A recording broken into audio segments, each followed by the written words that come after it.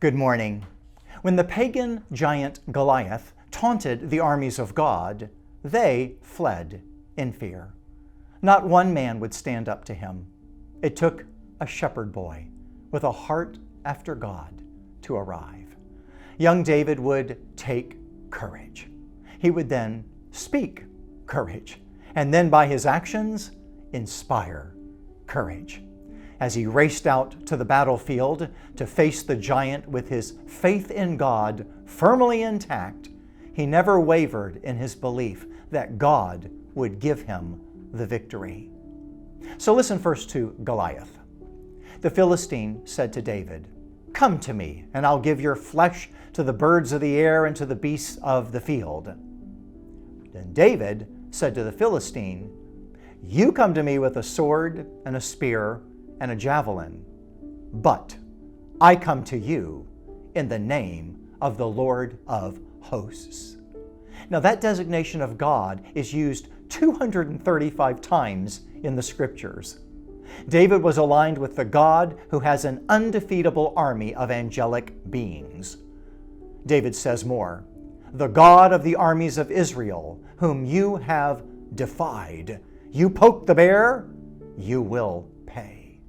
This day the Lord will deliver you into my hand, and I will strike you down and cut off your head. You won't mock anymore."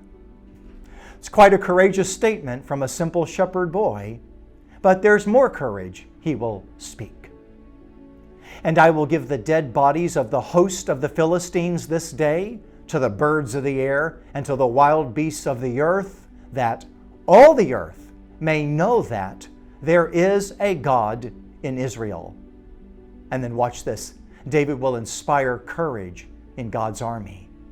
"And that all this assembly may know that the Lord saves, not with sword and spear, for the battle is the Lord's, and he will give you into our hand."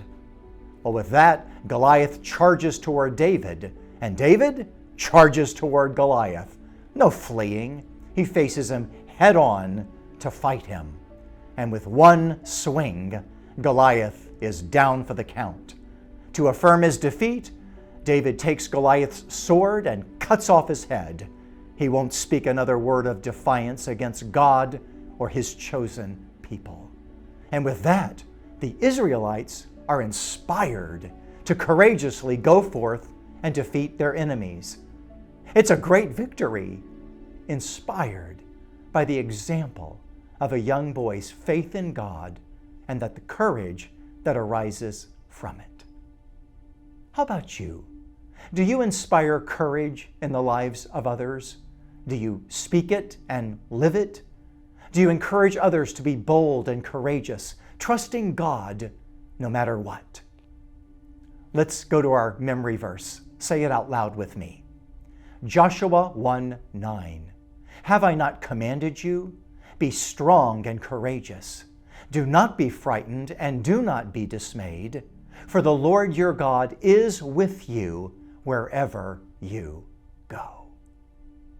Let's make that our confession and inspire others with it.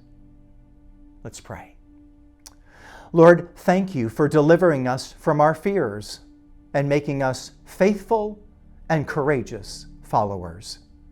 Today, may we inspire courage in others. And now offer your prayers. God bless you.